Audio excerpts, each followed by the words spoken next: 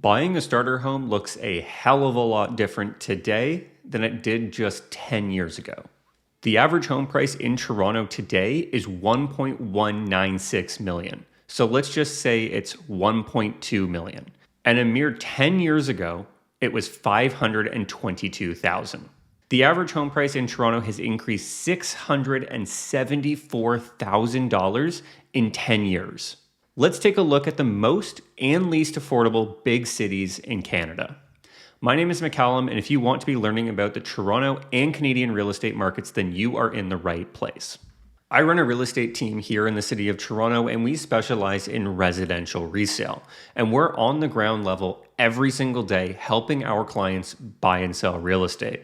If you could do a huge favor for me and click both the like and subscribe buttons, I would greatly appreciate it. Interacting with this video will help push my real estate content to other people like yourself looking to learn more. And my goal is to hit 500 subscribers by the end of 2023, and we are well on our way. So share this video with someone if you think they'd be interested in it. And if you'd like to book a one-on-one call with me to chat about buying, selling, or just about the market, you can go to the first link in the description of this video and book a meeting directly into my calendar at a time that works best for you. Now, Point 2 Homes conducted an incredible survey outlining affordability across Canada, with a focus on renters looking to get into the market in their respective cities. I'm going to include a link to the article in the description of this video. If you'd like to review, it will be there. But I'm going to show you parts of the article on the screen here. Before I get further into this article, there are two very important pieces of information. One is that Point 2 Homes considered starter homes as half the benchmark price for each individual city. And two is that in order to calculate the income required to afford the monthly payments on the purchase, Point 2 considered that the monthly mortgage should not represent more than 30% of a renter household income, assuming a 20% down payment was already covered and the loan was made based on a 5.75% rate. I don't think any of this information is going to come as much of a surprise, but it does show how difficult it is to purchase a home in many Canadian marketplaces, and shows that the drive till you qualify saying can pretty much be thrown out the window for certain major cities and their surrounding areas. In 36 large cities, which represents 72%, renters cannot afford to buy a starter home, meaning renters in only 14 cities, 28%, earn enough to switch to home ownership. It's important to note that this is of the top 50 largest cities.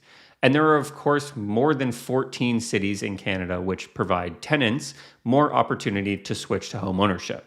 Let's take a look at the top cities where renters can't afford a starter home.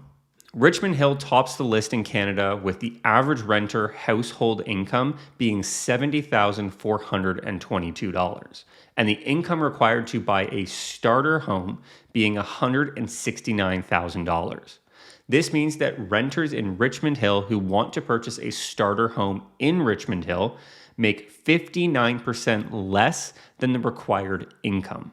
If we jump down to Toronto, the average renter household income is $70,000, and the required income is $129,000, meaning renters earn 46% less than the required amount to purchase a starter home. And I'm going to narrow down on Toronto for a second because, well, that's my market. The starter home price in Toronto, based on Point 2's methodology, is $564,000, which means to hit 20% down, the renter would need $112,000 plus closing costs. And tenants in Toronto looking to purchase their first home in the city earn $59,000 less than needed. And the share of starter home listings in the city of Toronto, so under $564,000, is 9%. Let's quickly jump into the list of cities where renters can afford a starter home. Edmonton tops this list, with renters in the city earning 52% more than required to purchase a starter home in the city. And if I'm looking to obtain home ownership as a first-time buyer and I'm not tied to a specific city, then I'm heavily considering Edmonton and Calgary as great options. The more Ontario, and specifically Toronto, become increasingly unaffordable, the more we can expect our younger population will leave the province for greener pastures, literally and figuratively. StatCan shows our net interprovincial migration, and we're seeing Ontarians leave for BC, Alberta, New Brunswick, and the Maritimes. The real estate industry, and well, myself included, consistently talk about climbing the property ladder because it's not a reality to purchase your dream home as your first home in Toronto anymore. And you need to purchase multiple properties over the course of decades to finally live in your dream home. But this article and research just goes to show that the first step on that ladder is so far out of reach for many people. The solution?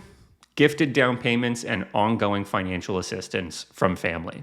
Royal LePage conducted a survey recently centered around first-time buyers and found that more than a third of first-time buyers, so 35%, received financial assistance in a lump sum payment towards their purchase, while a quarter of buyers, 25%, received support on their monthly mortgage payments. In Toronto specifically, 36% of first-time buyers received a lump sum payment, and 29% receive ongoing financial assistance with monthly mortgage payments. If you've ever questioned how first-time buyers continue to purchase real estate, there's your answer.